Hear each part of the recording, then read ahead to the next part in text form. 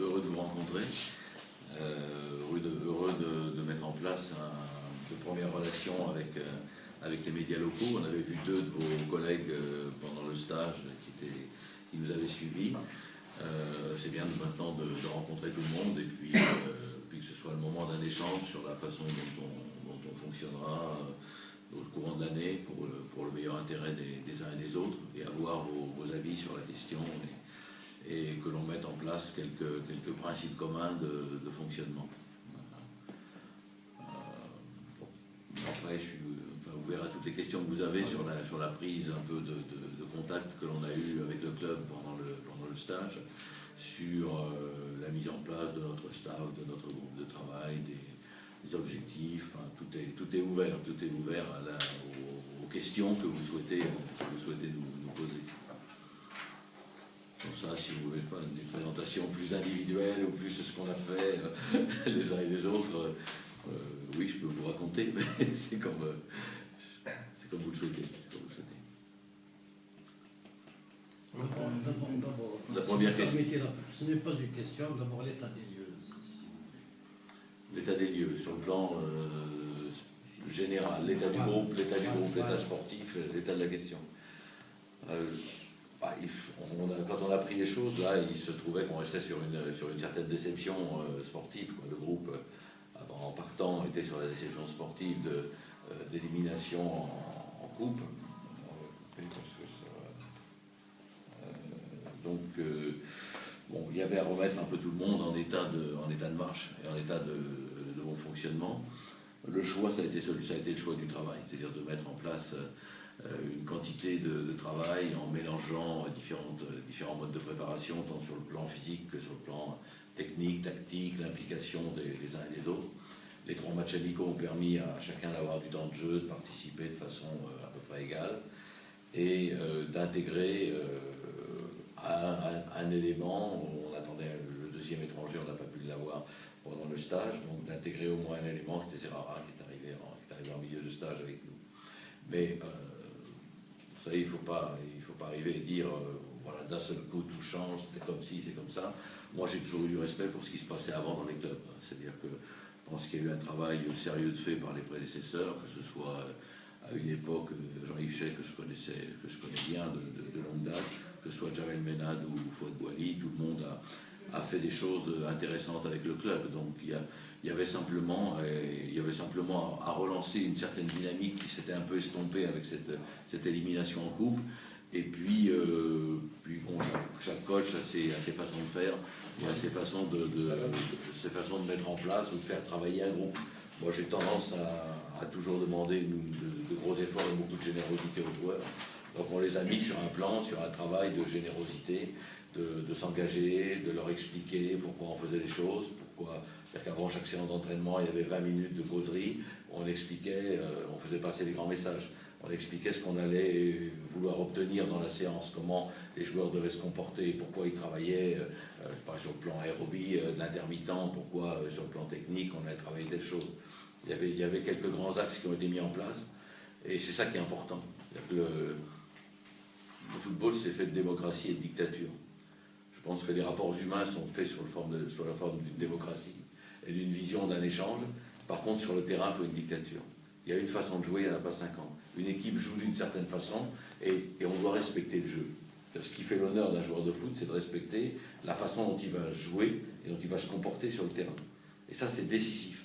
Après, des petits détails, les personnalités, les groupes, celui qui aime plus celui-là ou celui-là, on s'en fout. Sur le terrain, c'est qu'ils jouent ensemble et qu'ils soient totalement solidaires et qu'il y ait des éléments de jeu et des éléments d'organisation et de réflexe de jeu. Si on parle un peu de football, on a détaché 3-4 grandes idées. L'une, c'était la récupération du ballon, c'est-à-dire être capable d'être ensemble et d'être haut à la récupération du ballon, de reprendre le ballon assez haut pour poser des problèmes aux adversaires. On a remarqué qu'on avait 9 matchs à domicile et 6 matchs à l'extérieur, donc il faut être compétitif à domicile et être capable de bouger l'adversaire et de le mettre en difficulté. Donc on a pris des schémas qui nous permettaient de bien récupérer le ballon haut. C'est ensuite de jouer vers l'avant. Le foot, c'est une histoire. Combien de temps vous mettez pour traverser le terrain à partir du moment où vous avez récupéré la balle? S'il est possible de jouer une attaque rapide et de mettre, si on a les jambes, si on a le physique pour jouer rapidement vers l'avant, c'est mieux que si on passe plus de temps et qu'on ramène tout le monde dans sa moitié de terrain. Donc on a mis en place ces éléments de jeu vers l'avant pour que l'équipe soit assez dynamique. Et pour ça, il faut se donner les bases physiques. Le foot, c'est tout simple, mais il faut courir. Le lien entre les gens, c'est la passe. Et la capacité de faire des passes, c'est le mouvement. C'est la capacité des joueurs de courir. Donc il y avait un coach qui maintenant ça fait rétro et ça ferait pas sérieux de dire à partir du moment où on est un bon footballeur, le foot c'est de courir, c'est être capable de se déplacer ensemble, et pour ça il faut faire des efforts, il faut se préparer, il faut avoir une certaine hygiène de vie, il faut avoir certains comportements.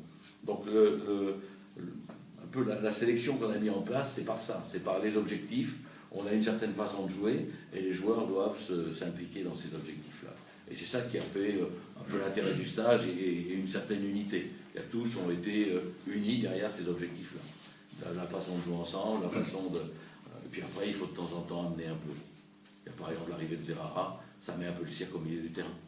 Des gars qui avaient leurs petites habitudes et tranquilles, tiens, c'est toi, autant les mêmes. Il ne faut pas laisser les joueurs avec des habitudes trop longtemps. Si vous laissez trop longtemps avec des habitudes, vous vous retrouvez avec, au mieux, des habitudes qui commencent à se ruiner un peu et à s'éroder un peu, et à plus bien fonctionner, et au pire, vous trouvez des clans.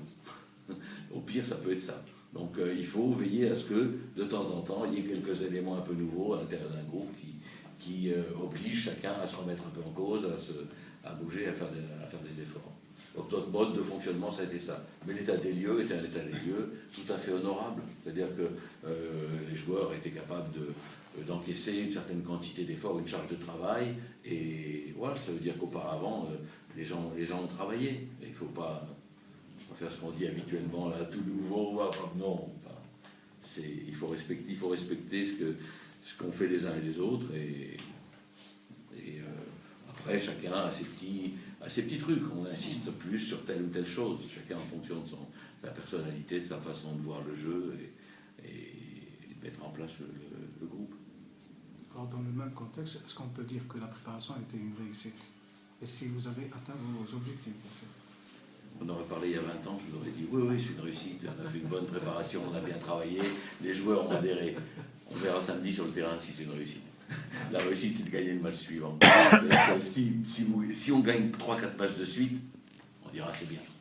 Tout le monde, avec le recul du temps, on a tous le souvenir de moments de préparation où ça fonctionne bien. Et après, il y a le jeu, il y a le terrain, il y a les résultats qui vous donnent d'autres réalités. On a fait, disons, tant sur le plan, parce qu'on regarde un peu les critères, physique, technique, tactique, mental, le jeu, l'alternance entre les temps de jeu, entre les temps de préparation, la vie du groupe et l'unité de lieu qu'on avait a été ce qui permet de bien travailler, c'est-à-dire qu'il n'y avait pas de dispersion. C'était dans un endroit perdu à 30 km de Kazan, perdu et fermé. Pour en sortir, vous pouviez déjà, il n'y avait pas de déperdition, de concentration. Donc c'était du travail. Ceux qui l'ont vécu, j'en vois un parmi vous là. Bon, et il peut vous expliquer comment ça se passait. Donc c'était un travail sérieux pendant 10 jours, de repli un peu sur soi pour travailler le mieux possible et avancer. Donc de ce côté-là, ça a été, c'est pas une formule, parce que si je vous lis, là, je lis la presse, il y a plein de clubs qui font des stages, et c'est toujours merveilleux. Et puis après, il y a des résultats, et ensuite on commence à dire... Donc ça a été ce que l'on a voulu faire. On a pu, pour nous, si on le juge, on a pu mettre en place ce qu'on avait décidé de faire. Donc ça a été, de ce côté-là, ça a été bien. Maintenant, ça peut être le début d'une aventure, ça peut être le début de quelque chose pour un groupe... nouveau, ça peut être le début d'une deuxième moitié de saison intéressante, puisqu'il y a des objectifs à la fois en championnat et en Coupe d'Afrique qui méritent que l'on fasse des efforts supérieurs aux habitudes. Parce qu'une Coupe internationale, c'est pas comme le match de championnat national. Il faut élever son niveau si on veut aller loin, si on veut passer. Coach, après un constat sur le groupe, est-ce que vous pensez que la GSMB est capable de jouer le titre? Au même titre que 5 autres clubs, autant que 5 autres équipes du championnat d'Algérie, que j'ai l'avantage un peu de connaître. Donc il y a pas mal d'ambitieux dans la deuxième moitié de saison. L'USMAL sera, Sétif est redevenu, l'USMAL l'était naturellement, Le CRB est pas trop mal en place. Le Mouloudia aura toujours l'objectif de revenir et de faire quelque chose, après avoir animé un peu la chronique avec les qualifications des joueurs. Et puis j'oublie certainement une équipe, Schleff est là, la JSK est là. Bah, c'est des habitués, c'est-à-dire vous avez toujours les habitués du championnat. Une équipe qui gagne 4 matchs consécutifs va jouer le titre. Une de ces équipes-là, si elle est capable de jouer, de gagner 3-4 matchs de suite, d'un seul coup, elle va faire figure de favori. Et puis après, il faudra encore s'imposer dans la suite, parce que ce championnat-là, il est très serré, c'est-à-dire qu'il n'y a pas de très faible et il n'y a pas de très fort. Il aurait pu, et c'est pas forcément un bien, ce que je dis là, c'est-à-dire que c'est un championnat serré. Ça veut dire qu'il ne s'est pas détaché en Algérie les 2-3 clubs capables de tout le temps régler le problème et d'être vraiment au-dessus.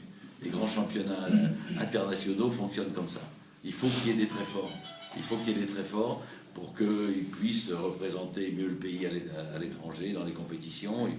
Les Tunisiens ont 4 grands clubs dominants, que ce soit l'Espérance, le club africain, l'Étoile du Sahel et l'Sfax. C'est 4 clubs au-dessus, pas mal. Au Maroc, il y a toujours un peu les plus forts, le Raja et l'Ouad sont toujours un peu en haut. Il serait bien de pouvoir assumer, ça veut dire que ces clubs se seraient bien organisés, auraient réuni les meilleurs du pays, auraient bien travaillé et bien travaillé. Pour l'instant, nous, on est encore dans une émulation qui est sympathique parce que ça laisse la chance à tout le monde, mais personne n'est sûr de son coup. Personne, même pas les USMIS qui avaient pourtant la bombe atomique, qui avaient les moyens de... Vous ne voyez pas que le titre pour la GSMB, ça va se jouer pendant les 4 premiers matchs. Du moment où on va jouer un match à domicile. On est d'accord, oui. Ce que j'ai dit un peu aux joueurs. Au score du Mouloudia, on saura si on peut jouer le titre. C'est-à-dire que si on reçoit Constantine, on va à Oned, qui est en train de se refaire et de prendre pas mal de joueurs. On reçoit l'Entente, on reçoit Schleff, et on va au Mouloudia, qui sera le 18 février, qui sera un match reporté puisqu'on sera en Coupe d'Afrique à ce moment-là. Donc ce sera un match décalé. Mais ces premières rencontres, compte tenu des adversaires qui sont proposés, compte tenu du fait qu'on joue à domicile, seront décisifs pour nourrir des ambitions, pour savoir quelles ambitions nous pouvons avoir pour la suite de la compétition. Oui. Et c'est sûr que si on les voyait de façon euphorique, on pourrait se dire on peut jouer le coup. Ça ne serait pas fini pour autant. Il y a encore 12 matchs, 13 matchs à jouer, 12 matchs à jouer. Quand vous avez utilisé dans votre premier mot d'ouverture deux mots qui sont antagoniques, à savoir démocratie et dictature. Justement, comment vous faites pour arriver à conjuguer